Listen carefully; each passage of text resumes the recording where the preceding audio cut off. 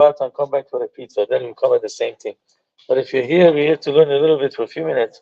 You see, one of the things that I wanted to speak to you about is actually the concept of, Lag Baomer is coming this Sunday, right?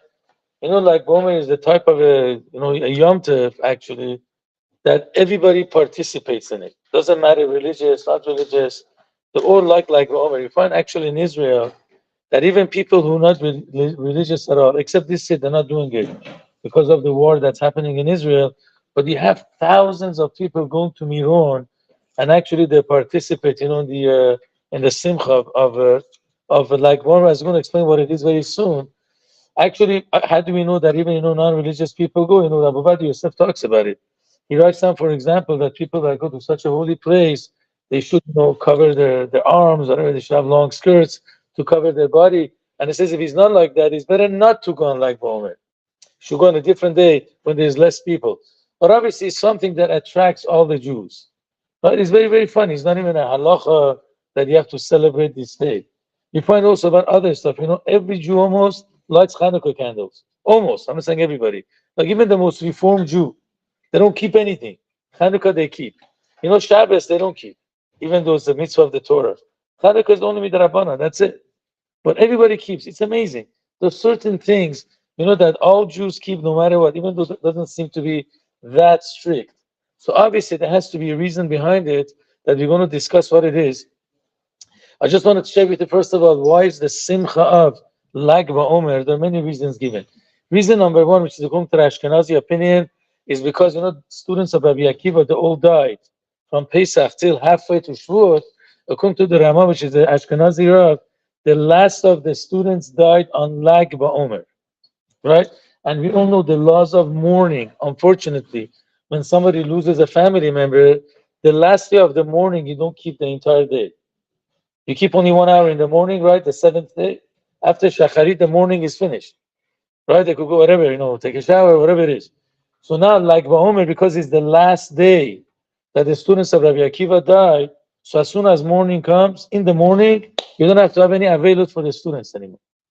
Because the last day, only a little part of it, you could do, you don't have to keep it. But according to this, the night of like Baomer, we still have to mourn.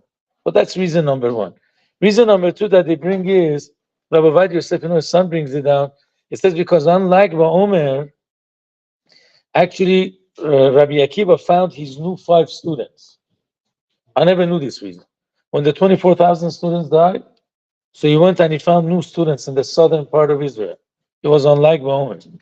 And he started giving them smicha. So that's another simcha that he found new students, so we're happy. The last reason which is brought down in the back, guys. Dude, we could learn something. I love you guys, man. Pay attention. Awesome. Anyways, the last reason which is I have 4 eyes, it's not good. Now I don't see anything. But with 4 eyes, I see a lot of stuff. I was a teacher once for 8 years. I caught it in Orach Chaim Chabad. So whether we had kids that had put, tests between their feet to cheat, but I caught them. Then somebody asked me, can I go in the other room, take the test? I said, for sure. He went there, I walked in 1 minute later, he was cheating, I took it away. So I've lost my experience, but I have some experience. That's why I see everything almost, even from my back sometimes, when I sleep. Yeah, anyway, so forgive my sense of humor. It's very, very Persian. It's not good at all. So anyways, going a little bit further, the last reason why we are besimcha in like Baomer is because that's the day that Rav Shimon Bar Yochai passed away. When he was passing away, he actually brought all his students. And one of them was Rab Abba, right? And he actually revealed things that he said, I wanted to reveal the secrets of the Torah all my life, but I wasn't allowed to reveal it until this last day of my life, which is Lag Baomer. And on that time, he taught Rab Abba secrets that Rab Abba says, I never heard in my life. Rab Abba is one of the Tanaim, Rabbi Abba. I never heard it in my life. And he says it was too much. And then he says when Rav Shimon Bar Yochai passed away, there was a big fire in the room. And I saw that his face, he was on his side when he passed through, and there was a smile on his face. Actually, there's very weird stuff. The story says that when Rav Shimon Bar Yochai passed away, there was a war amongst the big rabbis. I don't mean a physical war, a fight. Where should Rav Shimon Bar Yochai be buried? In Tzipori, that's one of the cities in Israel, or in Miron. So it says actually a fire came, and his body went up, and it landed in Miron.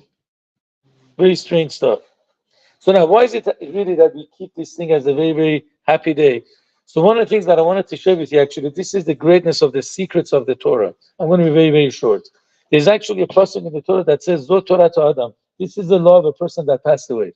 Now, Zohar explains the Torah is compared to a person. A person has a body and has a soul, correct? The soul gives life to the body. The Torah has a body and a soul too. The body of the Torah is connected to our body. These are the laws that we keep. For example, laws of Shabbat.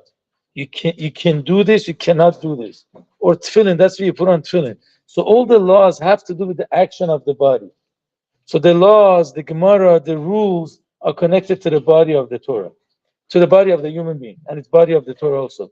Then you have the secret parts of the Torah. Understand that, people? The secret parts of the Torah are like a neshama to the Torah itself. So if you learn them, which is, Zohar, the inner parts of the Torah, the Hasidic philosophy, when we learn that actually, we're going into the neshama of the Torah. It gives you a new light, right?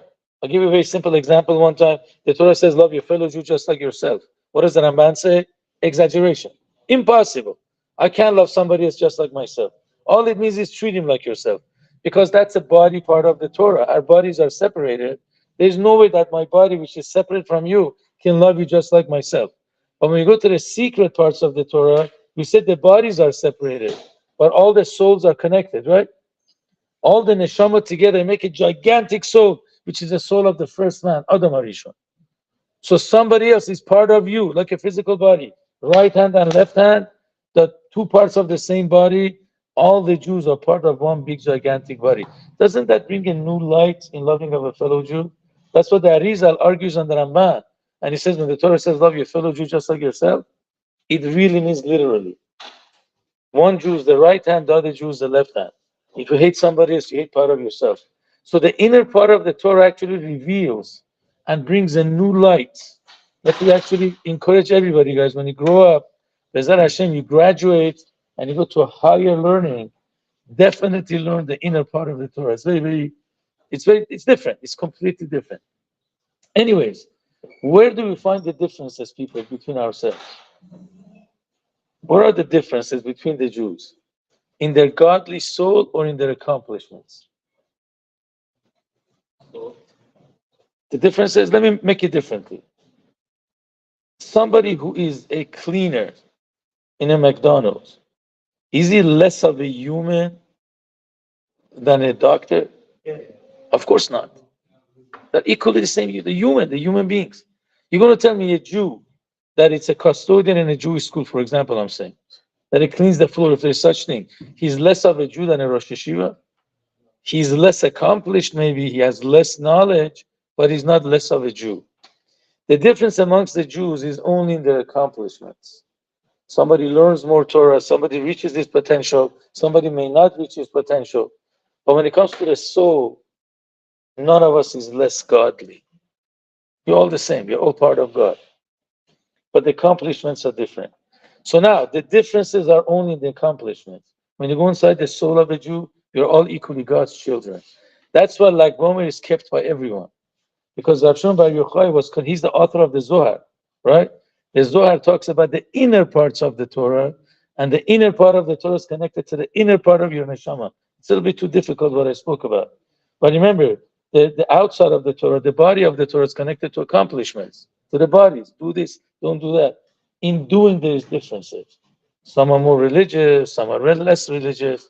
That's why not all the Jews participate in those things. But like Baomer is connected to the inner part of the neshama, because it's connected to the inner part of the Torah, the Zohar, which is connected to the neshama, and you're all equal in that. It doesn't matter, you're all Jewish. A non-observant Jew is not less of a Jew. He's less observant, but he's not less Jewish. Somebody who's observant and is a big Talmid Chacham, he has accomplished more, he has reached much greater heights. I'm not putting that down. Maybe you all become Talmid Chachamim, right? Imagine you all become lawyers and doctors, but every Shabbat afternoon, you give a shiur in Gemara Sanhedrin, and you compare it to the laws that the Goyim have. Right? Or you learn, let's say, Bava Kama Shabbat afternoon. You talk about the laws of damages, and the way the American law has it. You can compare. So hopefully all you guys will be Talmidei Chachamim and give shiurim in Torah, right? By Suda Shlishi, don't talk about business. Say what the Gemara says. That's a Kiddush Hashem. But that's the only difference is only in accomplishment. When it comes to the soul, we are all equal. And that's what like Baomer is all about. The lesson that we learned, thank you for listening, everybody, is that we should look at every Jew, not at his physical body, not at his deficiencies. We should look at his godly soul. And definitely the godly soul by all of us is part of God.